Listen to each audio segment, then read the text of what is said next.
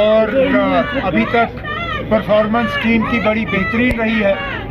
हम यही उम्मीद करते हैं कि फाइनल तक यही परफॉर्मेंस रहे और ट्रॉफी जीत के वापस आ जाए। सर, एलजी साहब ने जो कल कहा था कि डेलिमिनेशन जब कंप्लीट होगा तो वार्ड्स के लोग यहाँ पे पूरे से फिर वो हो जाएंगे। मैं ये जानना चाहूँगा ना, आपको अब डिलिमिटेशन याद आया?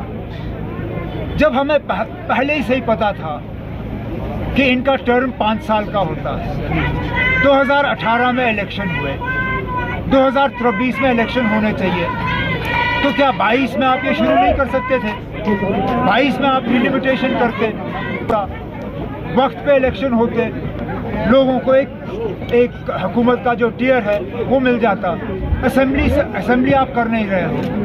कम से कम जो आपने सुप्रीम कोर्ट में कहा, जो आपने बाकी मुल्कों को दिखाया, जनाब यहाँ 3 टियर सिस्टम है, एक एक करके आपने वो तमाम टियर ख़त्म किए। मुझे डर इस बात का है कि खुदा ना खास्ता कोई बहाना बना के ये मत हमारा पार्लियामेंट के जो है वो भी इलेक्शन ये खा जाएंगे। ये लोग ना कहने के लिए तो जमहूरियत में भरोसा रखते हैं, लेकिन इनका जमहूरियत में भरोसा जो है वो लखनपुर पे ख़त्म हो जाता है। जमहूरियत का जो है इन्होंने जम्मू कश्मीर में तहस नहस किया है और बदकिस्मती से कहना पड़ता है आगे भी करते आएंगे। और इसमें इलेक्शन कमीशन भी कसूरवार है। पता नहीं उनकी हिम्मत को क्या हो जाता है जम्मू कश्मीर में देख के। हिम्मत करके वो इलेक्शन का ऐलान करें, यहाँ लोगों को अपनी आवाज़ जो है बुलंद करने का मौका मिले। मैं दुकान नहीं चलाता हूँ, मैंने कभी दुकान चलाया नहीं है, क्योंकि दुकान में सौदाबाजी होती है। मैंने कभी सियासत में रह के सौदाबाजी नहीं की है। सियासत की है, सियासत करता हूँ, करता रहूँगा। हुकूमत की है, आज नहीं कर रहा हूँ, अल्लाह ताला ने चाहा तो कभी करूँगा। जहाँ तक रही हुकूमत को गिराने की साजिश, इसमें मुझे और कुछ कहने की ज़रूरत ही नहीं है। अल्ताफ़ बुखारी साहब ने सारा क्लियर कर दिया है कि 2010 में क्या हो रहा था। ये साजिश पहली बार नहीं हुई है। शेर कश्मीर के साथ 1953 से ये सिलसिला शुरू हुआ, आज तक होता रहा है, आगे भी होगा ना। ये कह रहे हैं कि गुलाम हसन मीर की वजह से ही उन्होंने टंगमर्ग में जलसा कराया और हुकूमत उस वक्त बन गई है।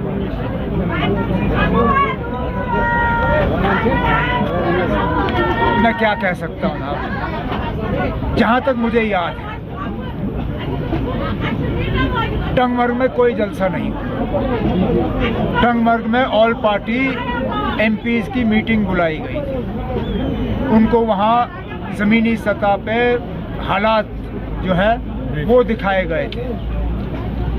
लोगों की नाराज़गी जो है उसका थोड़ा सा हम मरकज़ को दिखाना चाहते थे कि यहाँ हालात पूरी तरह से ठीक नहीं है।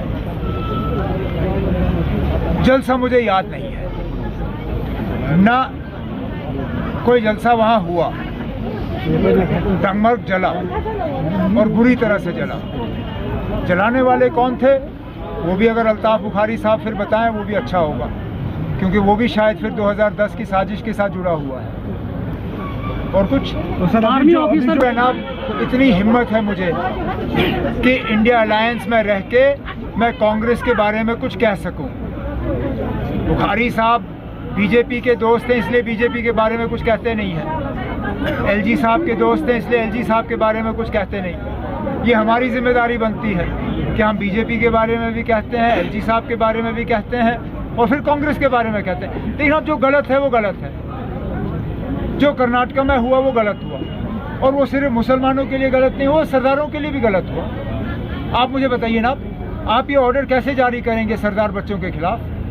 क्या उनके पगड़ी उतारेंगे आप? बताएं मुझे, क्योंकि उसमें कहा हुआ है कि आप सिर ढक नहीं सकते, आप अपने कान जो है कवर नहीं कर सकते, कोई हेड गियर नहीं होना चाहिए। क्या कर्नाटक में कोई सरदार बच्चा जो है वो अब इम्तिहान नहीं दे सकेगा? हमारी बच्चियों के साथ तो ये कर्नाटक में पहली बार नहीं हुआ है, और हुकूमत ने कहा ये सिर्फ हिजाब के बारे में नहीं है। ठीक है, नहीं है। सरदार बच्चे क्या करेंगे? क्या उनकी पगड़ी उतारोगे आप इलेक्शन ये एग्जामिनेशन सेंटर में अंदर जाने के से पहले? बताएं ना। ये हमने किसी पार्टी को निशाना नहीं बनाया, हम उस ऑर्डर के खिलाफ हैं। अगर कांग्रेस हुकूमत कर रही है, अगर निशाना उन पर पड़ता है तो मैं उसके लिए माफ़ी नहीं मांगूंगा। एंड वक्त पे जब फैसला करना होगा पार्टी इस पे बैठ